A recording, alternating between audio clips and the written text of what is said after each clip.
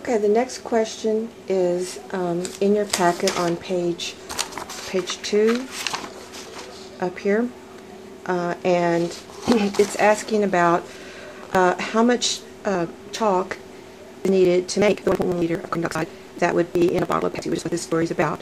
So if we read this out, we're going to say how many grams of chalk, all right, and this is chalk right here. So that's our unknown, grams of CaCO3.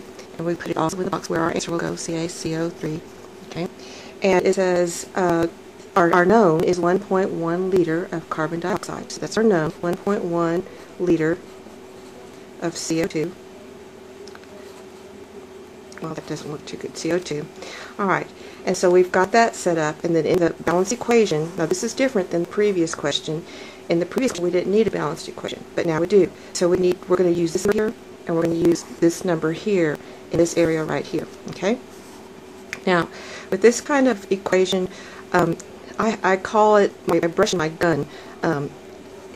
CO2 is going to be information for this, and the denominator of that, and that kind of looks like a brush to me.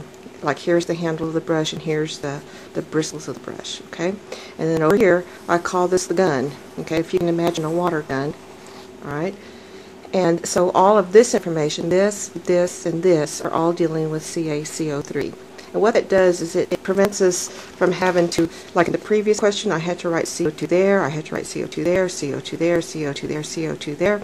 Well, it gets kind of monotonous doing that. So by saying all of this is CO2 information, and all of this is CaCO3 information, we just kind of cut down on writing the same formula over and over again. Because technically I should write CaCO3 here, CaCO3 here, I should write CO2 here, CO2 here, CO2 here, right? And so it's just going to cut down on a little bit of writing if we do this. Alright, okay, so now we're ready to move on. The word liter is up here, so I want the word liter here. Now we know that when it comes down to moles, there's a number associated with liters, and that number is 22.4. Alright, now I'm going to use carbon dioxide. I'm going to use this one here, and I'm going to use this one here. Now you may think, well, why do we even bother? Well, sometimes the coefficients are not ones. So in this problem it just turns out that both of them are ones. But this is an important addition to our equation. See, the equation that we learned in Chapter 7 had 3 fractions, and the only difference between this and this is this fraction in the middle here, and the fact in Chapter 9 we're dealing with 2 kinds of compounds in the same fraction. Okay? Alright, so we've got numbers in the first, second, and third fraction. Now we need a number here. And what you want to do is you want to look up the molar mass of CaCO3.